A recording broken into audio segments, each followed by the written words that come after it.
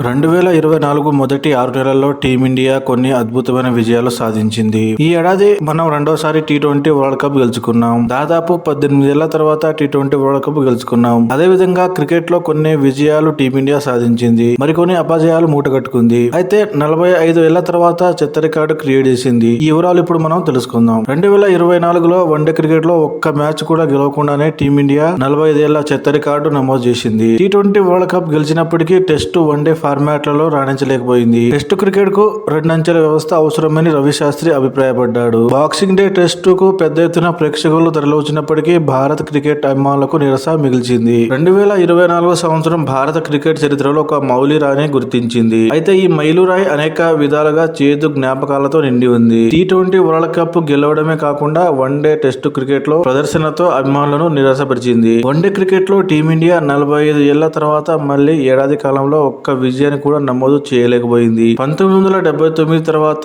ఒక్క one day match కూడా గెలవలేదు. శ్రీలంకతో జరిగిన ఏకైక వన్డే సిరీస్ లో భారత్ పోరాడింది. కానీ ఆతిథ్య జట్టు 2-0తో విజయం సాధించింది. తద్వారా 2024లో భారత్ వన్డే ప్రయాణం అంతంత మాత్రంగానే ఉంది. టెస్టు క్రికెట్ లోనూ పరిస్థితి ఇందుకు భిన్నంగా ఏమీ లేదు. న్యూజిలాండ్ తో సిరీస్ ను కోల్పోయిన భారత్ బోర్డర్ గవాస్కర్ ట్రోఫీలో ఆస్ట్రేలియాతో 1-2తో వెనుకంజలో ఉంది. WTC ఫైనల్ కు చేరుకోవాలనే భారత కళ నాశనం చేసింది. భారత మాజీ coach Ravi Shastri test cricket మనుగడ కోసం రెండంచెల వ్యవస్థను ప్రతిపాదించారు. బాక్సింగ్ డే టెస్టులో ప్రేక్షకులు భారీగా వచ్చినప్పటికీ జట్టు ఫలితాలు నిరాశాజనకంగా ఉన్నాయి. భారత క్రికెట్ అభిమానులు నిస్సందేహంగా 2025లో మెరుగైన ఫలితాలను సాధించాలని ఆశిస్తున్నారు.